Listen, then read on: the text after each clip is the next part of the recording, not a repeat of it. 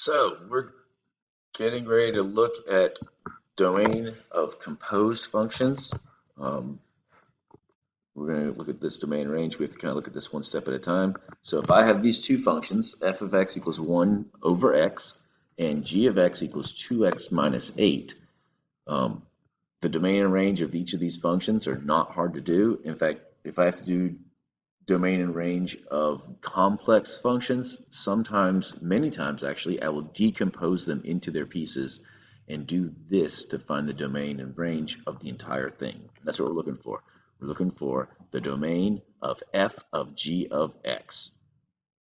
Now, this is tricky because they don't have the same domain and range. If both of them are all real numbers, this is easy.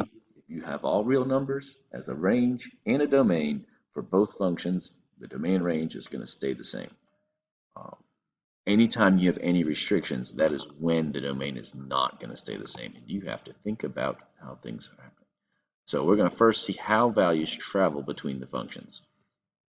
All right, so if I have a value of x, first it's going to go into g, right? Any real number can go into g. I'm going to get some real number. Any real number is going to come out of g, and then after it goes out of g, it has to go into f.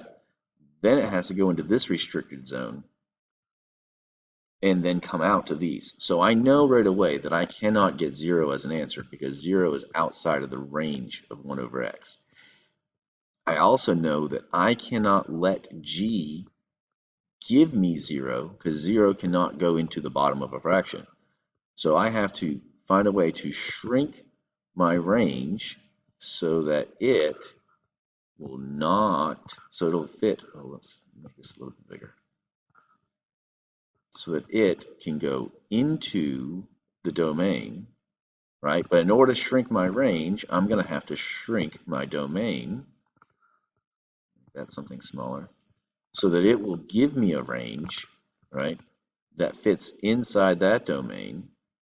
And when I do that, then what I can then do is take any x value from here, and it will go way all the way and give me that as the answer. But that's only going to work if I change my domain in some way so that the range of g fits inside the domain of f. So I have to look at g and say, okay, what can I do to keep me from getting any numbers that break that? So basically, this one just is 0. Anything that can keep me from getting 0. So I take this function, set it equals 0, and see what needs to get kicked out of the domain of g so that I can fulfill the domain of f. Hopefully that makes a little bit of sense. We're going to see some of it in just a few seconds.